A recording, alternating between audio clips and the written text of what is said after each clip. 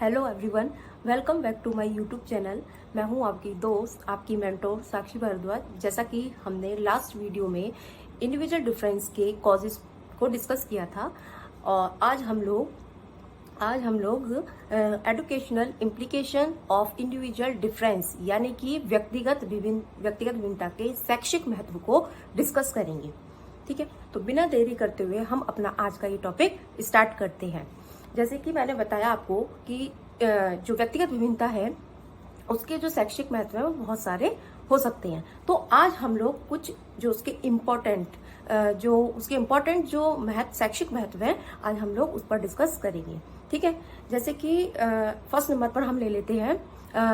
Classification यानी कि कक्षा का वर्गीकरण। देखिए इसमें क्या इसको देखते हैं। इसमें क्या होता है कि जैसे आपने देखा होगा कि आपकी जो क्लास होती है ना, तो उसमें बहुत सारे बच्चे होते हैं। तो ये जो बहुत सारे जो बच्चे हैं इनमें बहुत सारे डिफरेंस होते हैं आपस में, है ना। जैसे कि इन लोगों के बीच में फिजिकली, मेंटली, इमोशनली, सोशली इन लोगों के बीच में व्यक्तिगत विभिन्नता यानी कि इंडिविजुअल डिफरेंस देखने को मिलता है। तो एक बात बताइए, क्या इन सब बच्चों को इतने सारे, क्योंकि सारे बच्चे एक दूसरे से अलग होते हैं, तो इन सब बच्चों को एक ही मेथड से, एक ही विधि से, एक ही टेक्निक से पढ़ाना ठीक है?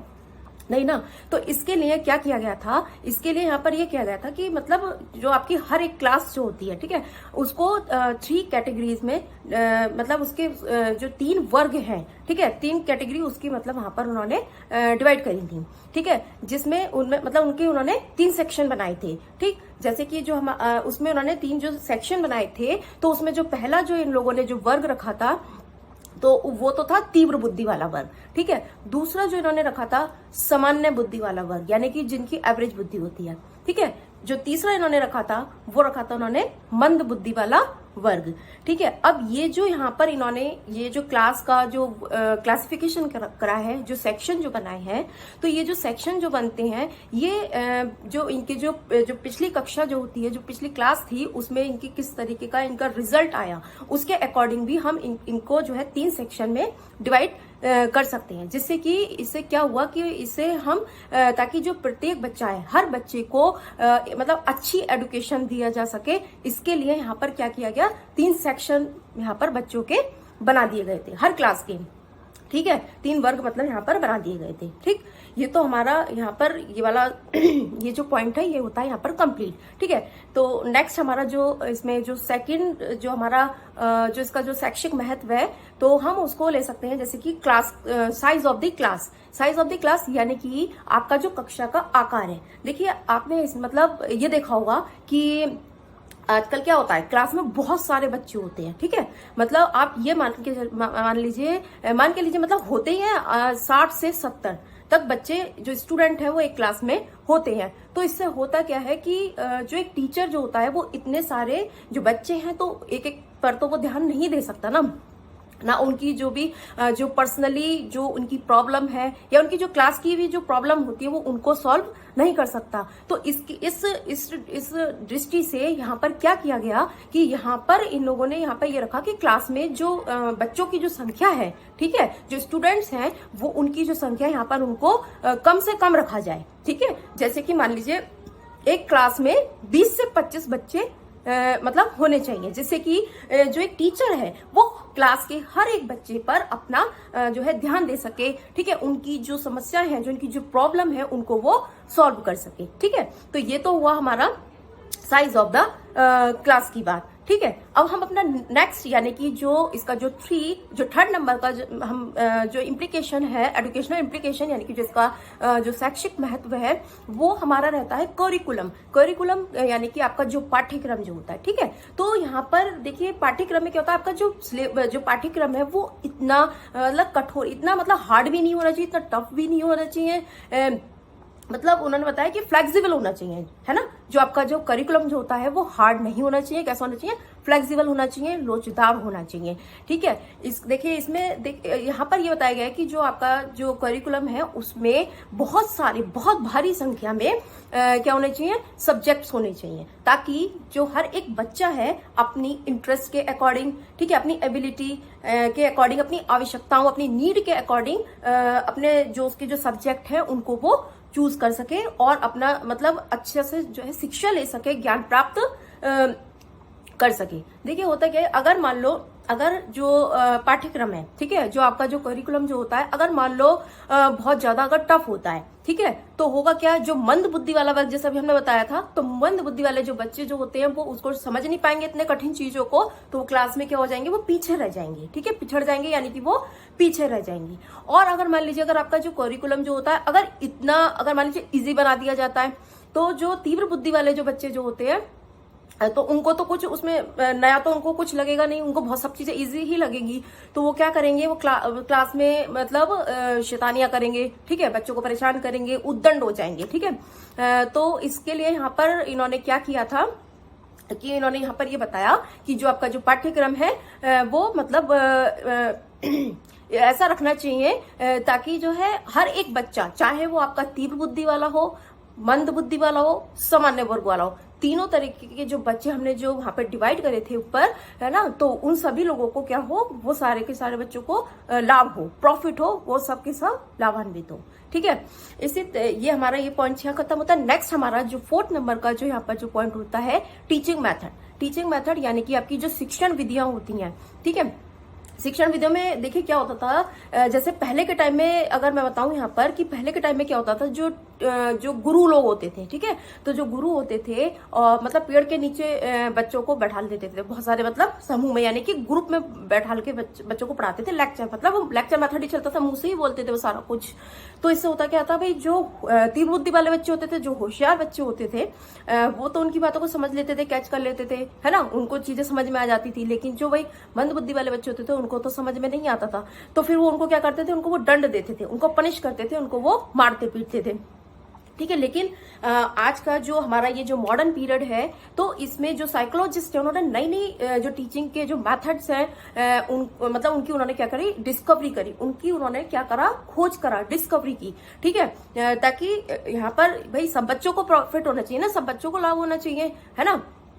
फिर इसके लिए उन्होंने यहाँ पर जैसे आपका डॉल्टन मेथड होता है या किंडरगार्टन मेथड होता है, ठीक है, या आपका किंडरगार्टन मेथड होता है, डॉल्टन मेथड होता है, या मॉन्टेसरी मेथड होता है, बहुत सारे उन्होंने मेथड बनाए, जिससे क्या हुआ कि जो हमारी जो शिक्षण का जो कार्य था, जो है ना टीचिंग वाला जो कार्य था, वो बहुत ज्यादा क्या हो गया, रोचक बना दिया, इंटरेस्टिंग बना दिया और उसको सरल बना दिया, है ना, ताकि और उसमें जैसे कि क्या होता था कि क्लास में जैसे बोरिंग नीरसता टाइप हो जाती थी, तो उससे क्या हुआ, उससे भी छुटकारा यहाँ पर मिल गया, ठीक है। तो इसके लिए यहाँ पर इन लोगों ने इस तरीके से शिक्षण विधियां जो थी, है ना, टीचिंग मेथड जो थे, उनकी उन्होंने यहाँ पर जो है खोज करी, ताकि जो टीचिंग है आपकी वही रोचक हो जाए, जैसे कि भी हमने बताया, और सब बच्चों को यहाँ पर लाभ हो। तो ये वाला पॉइंट हमारे यहाँ पर फिनिश होता है। फिर अब हम इसमें नेक्स्ट जो हमारा 5th पॉइंट है, तो उसमें क्या है, जैसे कि sex based education. Sex based education का मतलब है कि लिंग भेद के अनुसार, है ना, लिंग भेद के अनुसार बच्चों को यहाँ पर शिक्षा देने की बात यहाँ पर करी गई है। यानी कि देखो इसमें क्या होता है कि जैसे कि जो प्राइमरी लेवल होता है, ठीक है, जो प्राथमिक स्कूल होते हैं, है ना, 1 to 8 जो होता है, तो वहां पर चाहे लड़का हो या लड़की हो, है ना, बालक बालिकाओं को समान विषय पढ़ाए जाते हैं, है ना, सब्जेक्ट पढ़ाए जाते हैं। तो यहाँ तक तो ठीक है कि उनको आप एक समान जो मतलब एक जैसे जो टॉपिक है, सब मतलब सब्जेक्ट है, सॉरी, तो वो उनको पढ़ाए जा सकते हैं, ठीक है। लेकिन अब जो आपका जो सेकेंडरी लेवल होता है, जो है ना, जो माध्यमिक स्तर होता है, ठीक है, तो उसमें क्या है कि यहाँ पर मतलब सब जो लड़के और लड़कियों की जो सब्जेक्ट्स हैं, उनको यहाँ पर क्या किया गया, अलग कर दिया गया, ठीक है। अब जैसे इसे हम एग्जांपल से ले लेते हैं, जैसे क्या होता है कि मतलब जो लड़कियां जो होती हैं, जो गर्ल्स होती हैं, उनका जो इंटरेस्ट होता है, तो उनका जो इंटरेस्ट होता है, जैसे म्यूजिक हो गया, ड्राइंग हो गया, या आपका होम साइंस हो गया, या आपकी लैंग्वेज जो भाषा है उसमें होता है, ठीक। और जो लड़कों का जो इंटरेस्ट होता है वो साइंस में, मैथ्स में, रीजनिंग में, ठीक है, या फिलोसफी में। तो इस तरीके से क्या करा इन लोगों ने यहाँ पर जेंडर डिफरेंस के हिसाब से यहाँ पर जो सब्जेक्ट्स हैं, ठीक है, उनको यहाँ पर डिवाइड कर दिया, ताकि यहाँ पर चाहे लड़का हो लड़कियां हो, उनको उनके इंटरेस्ट के अकॉर्डिंग उनको यहाँ पर जो है एडुकेशन दी जा सके, ठीक है। तो एक हमारा शैक्षिक महत्व इसका यहाँ पर ये भी रहता है, ठीक है। फिर अब हम अपना नेक्स्ट जो पॉइंट्स है 6 नंबर, ठीक है, उसको डिस्कस करते हैं। जैसे कि आपका फिजिकल हैंडीकैप, यानी कि शारीरिक विकलांगता। ठीक है, तो शारीरिक विकलांगता में यहाँ पर क्या होता है कि जो शारीरिक विकलांगता है, ठीक है, उसको ध्यान में रखते हुए भी बच्चों को यहाँ पर क्या किया जा सकता है, एडुकेशन दी जा सकती है। कैसे, देखिए मैं बताती हूँ इस एग्जाम्पल से आपको। इसमें क्या होता है कि जैसे बच्चे जो होते हैं, जैसे अगर आपने देखा हो क्लास में जाकर मान लीजिए किसी बच्चे की आई साइड वीक है, ठीक है, आई साइड वीक है, या किसी को कम सुनाई देता है, ठीक है, या फिर मान लीजिए किसी की हाइट कम है, तो उससे क्या होता था कि जो टीचर लोग जो होते हैं, टीचर्स क्या करते हैं कि उन बच्चों को आगे की लाइन में बैठा देते हैं, ठीक है, ताकि भाई जिसको अगर कम दिखाई देता है तो वो भी सही से बच्चा पढ़ सके, और जिस बच्चे को कम सुनाई देता है वो भी पढ़ ले, और जिस बच्चे की हाइट कम है भाई पीछे बैठेगा, अगर लंबे लंबे बच्चे आगे बैठ जाएंगे तो उसको नहीं दिखेगा, क्लियर नहीं दिखेगा कोई भी चीज, तो वो भी उसको मतलब उसको वो भी अच्छे से पढ़ सके। ठीक है, तो इसलिए यहाँ पर ये सारे जो बच्चे हैं, है ना, जो शारीरिक विकलांगता को यहाँ पर देखते हुए भी यहाँ पर आप मतलब अच्छे से एडुकेशन बच्चों को दे सकते हैं, ताकि हर एक बच्चा जो है क्लास का, ठीक है, अच्छे से एडुकेशन मतलब प्राप्त कर सके। ठीक, तो ये तो हम लोगों ने देखिए, हमने आज क्या क्या डिस्कस किया। आज हमने डिस्कस किए हैं यहाँ पर व्यक्तिगत विभिन्नता के शैक्षिक महत्व। ठीक है, इसको हम इंग्लिश में क्या बोलेंगे, educational implication of individual differences. ठीक है, तो आज का हम अपना ये टॉपिक यहीं पर क्लोज करते हैं। और अगर आपको मेरे पढ़ाने का तरीका अच्छा लगा हो तो मेरे चैनल को सब्सक्राइब कीजिए और मेरी वीडियो को लाइक कीजिए और इसको इतना ज्यादा शेयर कीजिए ताकि ये उन स्टूडेंट्स तक, उन लोगों तक पहुंच सके जिन लोगों को साइकोलॉजी से डर लगता है या जिन लोगों को साइकोलॉजी समझ में नहीं आती है। अगर आपका कोई भी डाउट हो या कोई भी क्वेरी हो तो आप मेरे से कमेंट बॉक्स में जाकर के पूछ सकते हैं। मिलते हैं नेक्स्ट वीडियो में, तब तक के लिए बाय बाय, टेक केयर।